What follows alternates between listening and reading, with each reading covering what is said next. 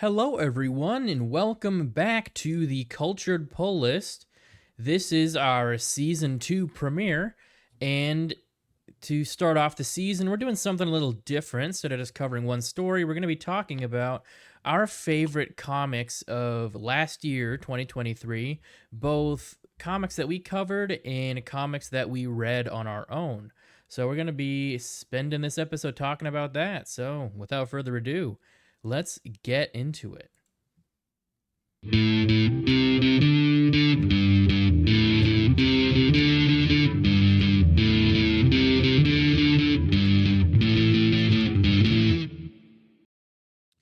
All right, well, here we are back again. Took a couple weeks off for the holidays, but here we are, season 2. Uh, All right, now we got a lot of different comics to talk about. I mhm. know I read a lot last Yeah, year right. between this show and just my own collecting and everything. But Mhm, yeah, mhm, so we're gonna talk about our top 5 um, comics that we covered on the show last year. And then we're also just going to mention a few of our favorite series and comics that we collected on our own last year. Before we do that, there were a couple pieces of comic related news I wanted to bring up real mhm. quick. Now, one of them, I guess they're both sort of oldish news, but I don't know if you heard that apparently the colorist for the Invincible comics is suing Robert Kirkman. Um, I guess I didn't hear about that. basically trying to say that Robert Kirkman kind of swindled him out of royalties. Mm, And I guess last month a federal judge ruled that the long-standing lawsuit um, could move forward. And I guess William Crabtree is the colorist for the Invincible. He colored the first 50 issues, okay. and he initially filed a lawsuit against Kirkman in January 2022, alleging that the two had an oral agreement that Crabtree would receive 20% of profits from the comic book sales and 10% of any revenue from a potential adaptation of the work in other media, but that Crabtree had been fraudulently convinced to sign a contract naming Kirkman as sole author in 2005. And I guess um, Crabtree is also saying that, like, I guess because Kirkman and Corey Walker are like the only people listed as like the creators on Prime Mm, Video and Skybound as part of it. But I mean, I feel like that's kind of normal. Usually they only list the right. author and the artist. But I guess a ruling issued by U.S. District Judge, I don't know how to say that name, so I'm not going to try, on November 22nd dismissed the idea that Crabtree had been defrauded, but allowed two important elements of Crabtree's initial claims to proceed: that the initial oral contract had been breached, and that the 2005 agreement signed by Crabtree should be invalid due to a lack of payment. Mm, So I got all this from thepopverse.com. But yeah, so I hadn't heard, but before seeing this article, I hadn't heard about this lawsuit. But yeah. yeah, it sounds kind of messy. Mm, right. But yeah, like it definitely seems like some of Crabtree's arguments don't make a whole lot of sense. Like the Mhm. whole like wanting, it seems like he wants to be listed as like one of the creators in Right. media, which I don't. That doesn't seem like there's a whole lot of reason for that. But some, the other stuff maybe has credence to it. Mhm. I don't know, but anyway, that's that. The other thing I wanted to talk about was Nightcrawler's new origin. Um, this happened in the comics, like I think November is when this came out. Is X-Men Blue Origins what it was called, and it pretty much went side by side with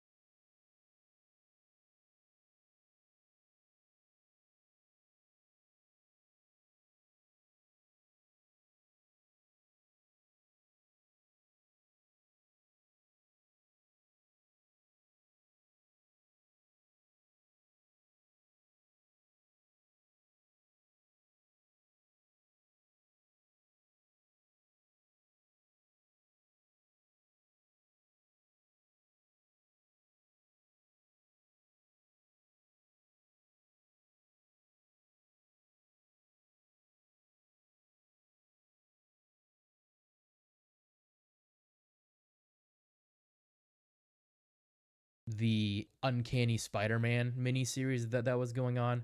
Mhm. But basically, like after like this big event, I think it's called the Hellfire Gala. Mystique's like she got her head, all her memories mixed up by Professor X, and like it turns out that she had a like that Nightcrawler's dad isn't actually Azazel. It Mm. turns out that like Mystique had a lover named Destiny, and she's like a clairvoyant. And basically, what happened was Mystique basically, um, they basically revealed that Mystique like shapeshifts at the cellular level. So like she can Mm. basically become a genetic male, basically. Okay. So that's how they had a kid, Nightcrawler. But for some reason, I guess like she took some genetic material from different people that she had come in contact with, including Azazel, Okay. to I guess make you know the baby. Mhm. Right. But yeah, so I'm guessing that that's why Nightcrawler looks like Azazel a little bit, because I was kind of confused about that at first. But yeah, so basically Mystique is technically like the father of Mhm. Nightcrawler, and Destiny is his mother. And it turned out that like she didn't actually abandon Nightcrawler, which was the previous origin, but like she left him in the woods to go help Destiny from like an angry mob. But Mm. when she came back, Nightcrawler was gone. And honestly, to me, the biggest like revelation from this is that Mystique is a lot more powerful than she Right. seems to be, because she can like transform on a cellular level. Mhm. And there's even like a like a fake report in the like a scientific report in the comic, from like the Orcus organization, which is like the big bad guys in the current X-Men run. But Mm. the report basically said that like Mystique's a lot more powerful than she thinks she is, and technically she could potentially duplicate like the mutant X gene. So I guess in theory she could technically copy people's powers as well. Okay. But like she doesn't seem to know how to do that. But in Mhm. theory she could, which could be interesting, and maybe they'll touch on that later in the comics. Yeah. But what's interesting too about this origin is, from what I heard that the originally, the writer who like wrote Nightcrawler's origin, I think it was the guy who did the X-Men, the New Mutants series we did recently. But from what I heard, I read an article. I couldn't find it before we started recording. But from what I read, this is close to his original idea for Nightcrawler's origin. Okay. That Mystique, became, she transformed into a male, basically Mhm. to have a child with Destiny. But this was in the 80s, and the Right. editors basically shot it down and was like, no, that's too weird. People aren't going to be into it.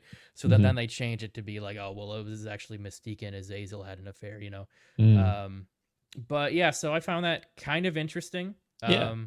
And considering, at least from what I read, it seems like they're kind of just restoring the old, or like the original idea for Mhm. Nightcrawler's origin, because I'm not always a huge fan of retcons because they can feel Right. like kind of lazy or just kind of shoehorned in. But this is actually kind of an interesting one, Mhm. in my opinion. But yeah, that's all the like comic news stuff I wanted to talk about.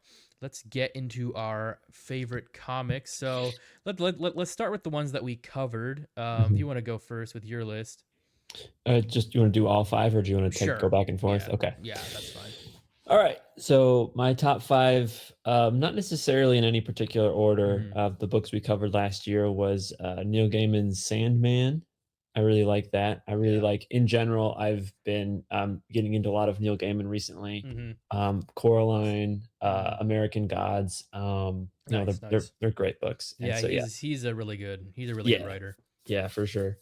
Um, Next is, the Constantine book we covered around the same time, I think. Yeah.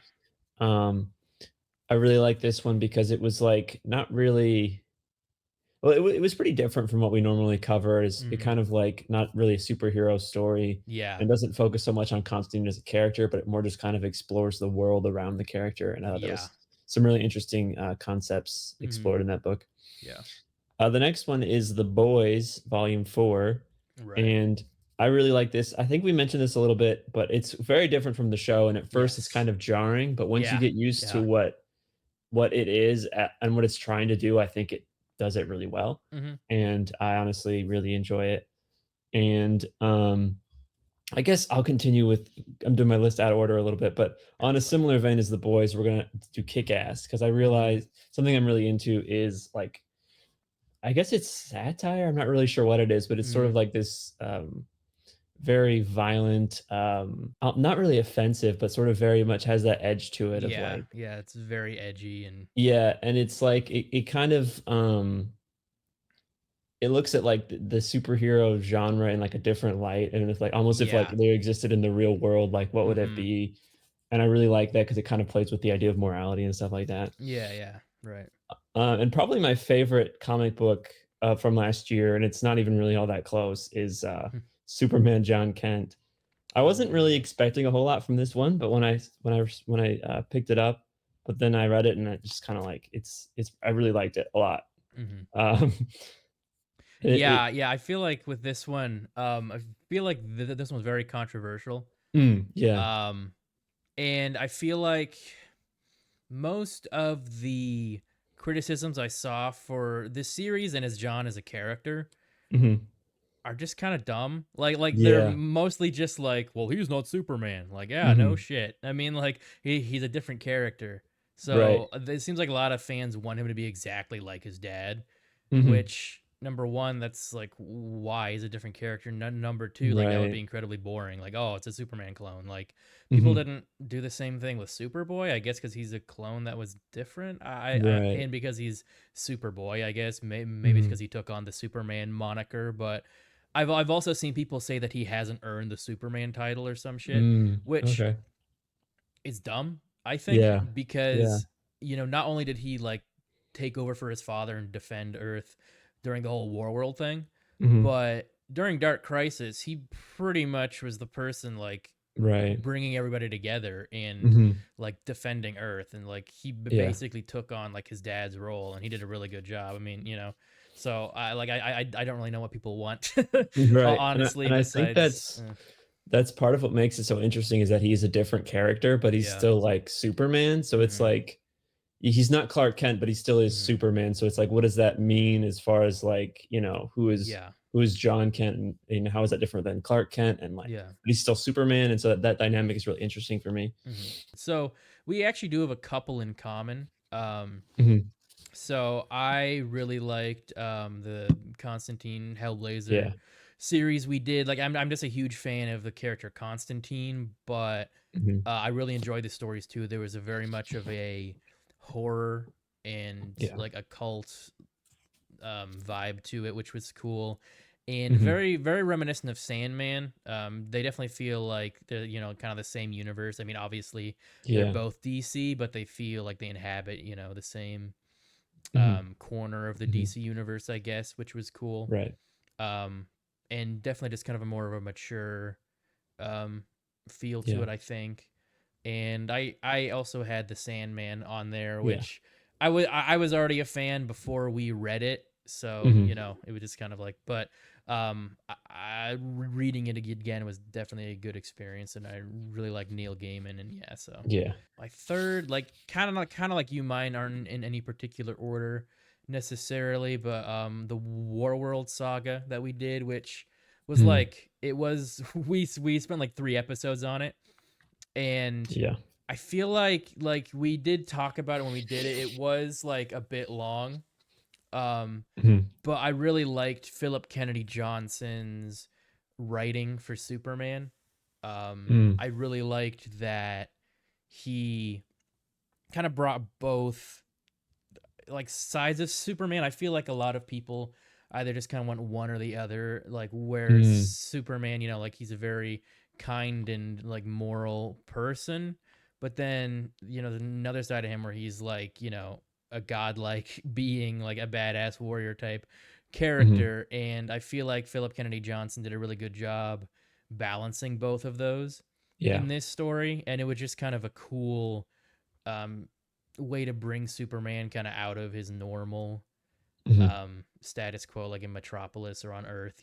Bring him to Warworld, and he basically doesn't have his powers for most of this as well. Right. So they just did a lot with Superman. I thought was very cool. I Mhm. really enjoyed it. Now next one was the Authority. Oh. This surprised me because I didn't know like anything about the Authority going into it, but I ended up really enjoying it and really getting Mhm. into all the characters. And it reminded me like a bit of The Boys, but Yeah. not quite as graphic or edgy necessarily. Mhm. Um, but and yeah, I just got into all the characters. They're pretty cool, and I definitely look forward to seeing what they do with them in live action in the movie. Yeah. Yeah. Now my final one is, let's see, where did I put the picture? uh, there it is. The Three Jokers. Oh, okay. Um, this one is this one again is a controversial one, but Mhm. for me, what I really liked about it was, I really liked the art. I really liked the character designs in this. Mhm. I really enjoyed that they didn't sanitize Jason. I feel like this is one of the few Mm. newer stories with Jason, where he actually feels like a very jaded anti-hero instead of just Yeah. like, oh, he's one of the Bat family. Oh, we got to give him rubber bullets. You don't want him to kill anybody. Mhm. You know. Right. Um, Now the whole concept of the Three Jokers thing. I don't really mind it because it's not really canon. I guess is why I don't Yeah. care. And I feel like it's an interesting idea to explore, at least in a story. But what I also really liked about this story is at the end when you have like the final Joker, what the way he Mhm. just like explains like what he is to Batman and like, that he's just more like an agent of chaos, all those things. I just really liked, and to me was kind of like the epitome of the Joker character. And I think Jeff Johns really nailed it at the end with that. So that's Mm. why I really like that story. Oop, okay, there we go. Now I guess we can just talk about some of our favorite series we read on our own Mhm. throughout the year, which I definitely read a lot. But yeah, you want Yeah. to talk about some of yours? Yeah. So, I mean, just to get it out of the way, one of the top 4 is Superman John Kent, which we already Yeah, talked about, right. but I Yeah, really yeah, enjoyed. yeah. Um, Next, The World's Finest Teen Titans. I'm not sure who oh, it's right there. Mark Mark Wade. Yeah. Waid. And what I really like about this one is that it kind of revisits the original team, Mm-hmm. and that's one of my Is it favorite. does it does it take place in the past as like a flashback type thing? Um, no, because they have, like, smartphones and stuff, so I'm not sure how this Okay. works within the continuity of Okay. things, but it's, like, Gotcha. sort of that original team in the modern day, I guess. Okay. Um, because I think I'm not sure, but I think, like, So it's not really like in the main continuity. It's I more don't of a. I'm yeah, it either happened in, like, the past 5 or 10 years, or it's, like, a different continuity, I'm not Mm-hmm. really sure. Gotcha. But yeah, either way, it revisits that original team, which I really like, and it's in the Mm-hmm. modern day, and I just That's really cool. like these characters, and I think that Mark Waid wrote them really well. That's cool. Nice. The next is the new Birds of Prey series, and I think that Right. this one's really good. I really like the art style of it. Um, There it is. yeah, Kelly Thompson. Um, the dynamic is really good, and I'm not sure who the cover artist is, but I really like the covers because they kind of have that Mm. pulpy, weird kind of Oh, like okay. Yeah. aesthetic from like the 80s, and it's really cool. Sure. Yeah. Yeah. I saw an ad for this Mhm. comic in one of the comics I was reading, and it looked Yeah. interesting. I like the lineup. Yeah. I think it's a Yeah. pretty interesting lineup with Black Canary, the classic Birds of Prey, but then Harley and is that Cassandra Cain, Yes. and then Big Barda, which is an Mhm. interesting Mhm. one. Is there anybody else in it? There's a character named Zealot who I'm not super familiar with, Okay, but gotcha. she's there too. And then my last pick is Big Game by Right. Mark Miller, and I'll reiterate that I didn't really like the ending, but I feel like Mm-hmm. the rest of the story is pretty cool, Yeah. combining all of his characters, and again, it kind of has that I mean, well, it's the same writer as Kick-Ass, but it has that still Yeah. feels that kind of, like, edgy superhero vibe that I really like, Yeah. Yeah, and, and like for the most part, brings in it's really all cool. yeah, it brings in all those characters too, which is kind of cool. Yeah. Like even Yeah. the Jupiter's Legacy Mhm. characters are in it too, right? Which is Yeah. kind of interesting. Yeah. Yeah, so I had a few. I think I have a few more than you because I just like had a lot that I really enjoyed. Sure. I mean, I'm trying to think like I didn't really get any that I didn't like, at least a little Mm, bit, thankfully. okay. But yeah, so it was kind of hard to narrow down my favorites, but so I'll just, these aren't necessarily in any particular order Mhm. again, but so the new Superman run by Joshua Williamson, Mm, I've been really enjoying that. It focuses on Lex Luthor, who's in prison but trying to reform himself, but he is trying to basically warn and team up with Superman because there are these people that he wronged in the past who are trying to exact vengeance on him, but not just him, but Metropolis and everybody. So he turns over his company to Superman mhm. to make Supercorp, so it basically explores Superman doing his thing, but also having like all the resources of LexCorp, Mhm. which is pretty interesting. And there is this one character, this one villain in it called the Chained, and he's basically a result of an old experiment Lex Luthor did with tactile telekinesis. And they basically explained that when they made Superboy, they used like that old experiment with the Mm, chain to give Connor the tactile telekinesis he has, but just okay. on a smaller level. Um, so yeah, there's that series. Been really enjoying that. In that same vein, there's Superboy Man of Mm, Tomorrow. This one was really fun. It took me like an issue to get into it, but once I did, it's just really fun, like solo Connor adventure, like off in space. And it definitely has a lot of like anime inspiration with the yeah. art style, which I'm not like a huge fan of anime, but Mhm. I did appreciate the art. Like I thought it was pretty cool, and I feel like it worked in that Yeah. medium. And they definitely, did it well. And I just like that Connor finally got to like do something in Mhm. DC Comics again. So it was cool. Plus, Yeah. I like the writer Kenny Porter. I was able to meet Mhm. him at Grand Rapids Comic Con. That was cool.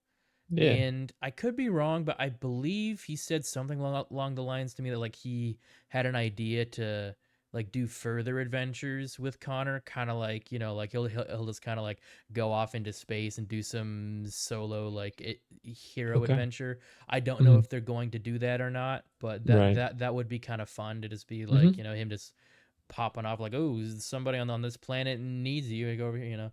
Yeah. But yeah, so that's a fun series. Um, yeah. So the next one I have is Daredevil, the Daredevil run Mhm. by Chip Zdarsky.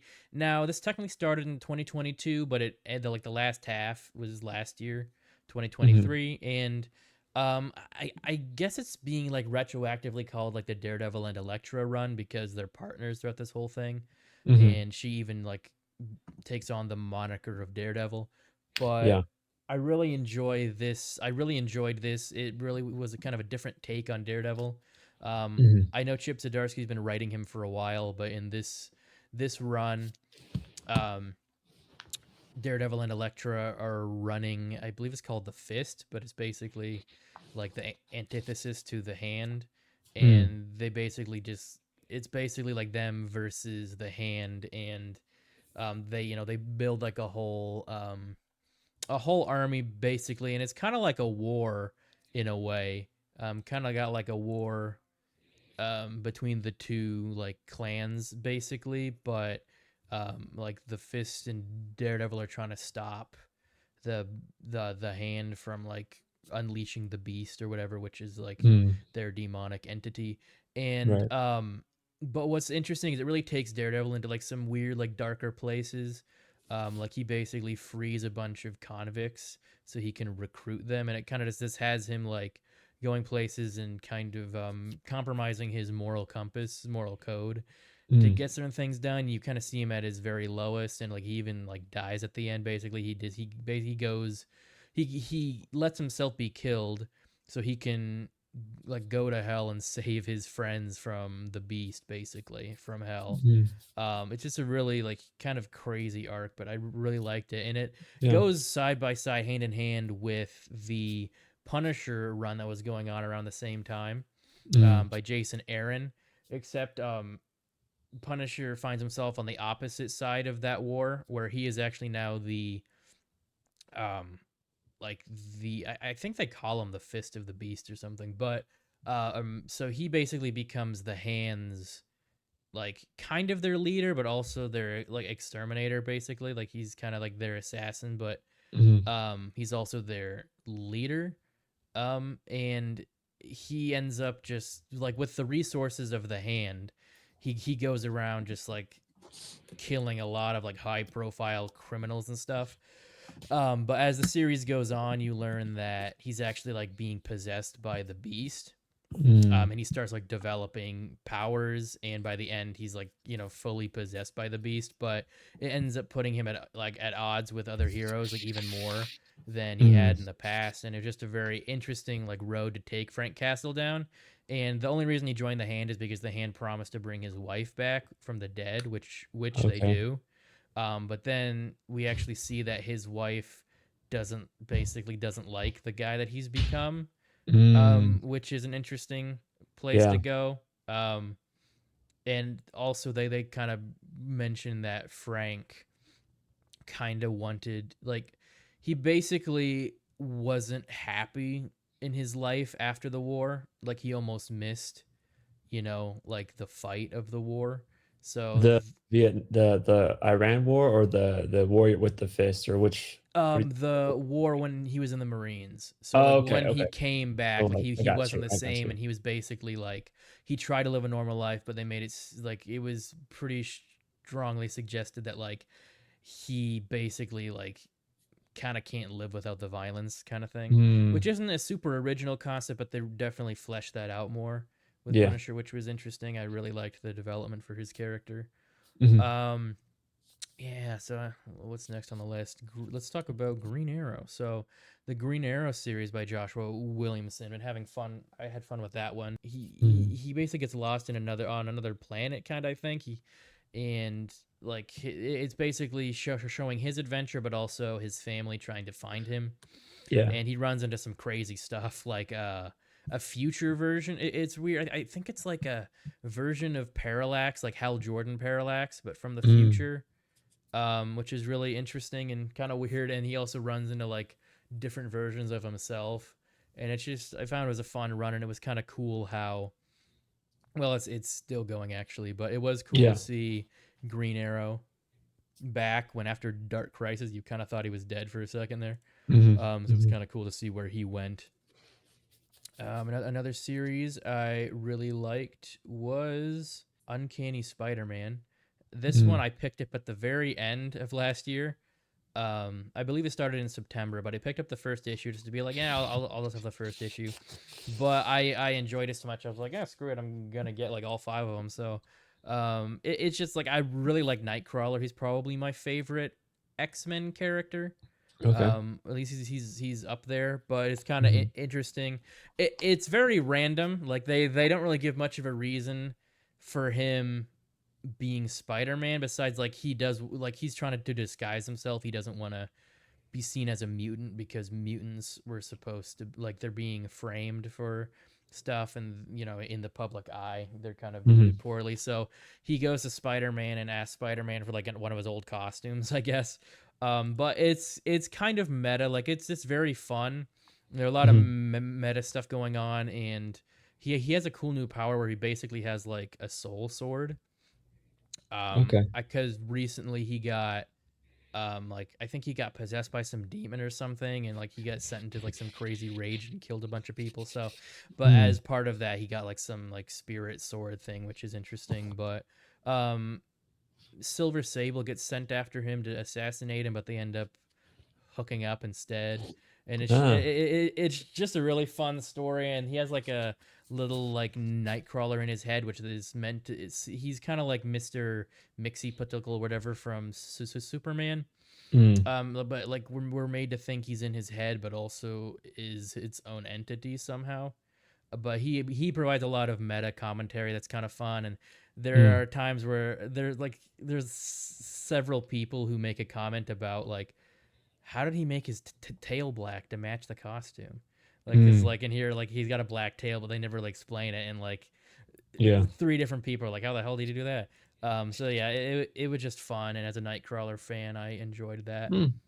Nice. But last one I wanted to talk about is technically two Spider-Man like crossover event things. Mhm.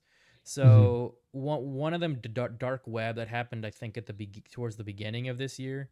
Mhm. But it was just really, it was interesting that like the main villains were basically two clones: by Spider-Man's clone Ben Riley Mhm. and Jean Grey's clone Madeline Pryor, who was the queen, the Goblin Queen, and ruled Limbo.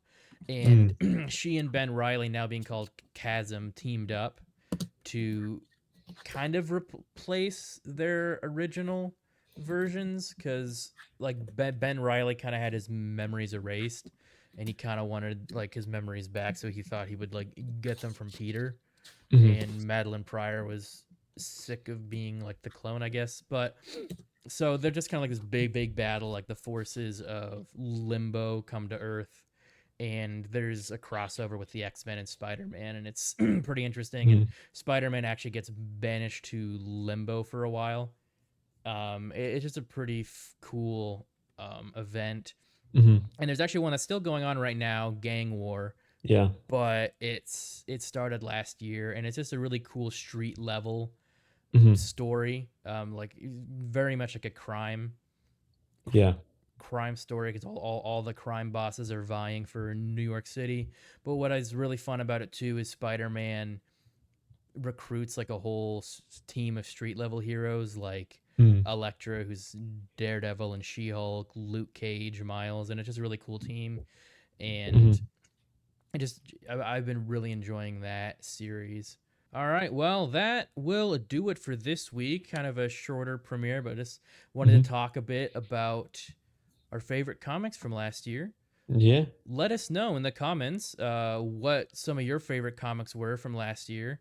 Obviously, these were just ones that we read. I'm sure there's a bunch of other really good ones that came out last year, but these are the Mhm. favorites out of what we read. Right. So, thank you so much for joining us, and please be sure to like and subscribe. If you'd Mhm. like to check us out on Patreon, go ahead and just go to patreon.com/theculturednerd and look for our shows tier if you want to help out our show specifically. Thank you to all of our current Patreon supporters: Wesley H., Mitch S., Connor Y., Anna M., Oscar B., Craig L., and Salib K. I've been your host, Michael Malillo, joined as always by my co host, Luke S. Mhm. Our logo was designed by Jose Navarro, and our intro was made by myself. If you're watching at home and you want to check out The Cultured Nerd on social media, you can scan the QR code on the bottom left. If you want to check out Casual Experts, which is me and Luke's other brand, we got our own podcast, Casual Experts Only. We talk about movies, comics, TV, pop culture, all that stuff. If you want to check that out, our YouTube channel, all that stuff, social media, you can scan the QR code on the bottom right.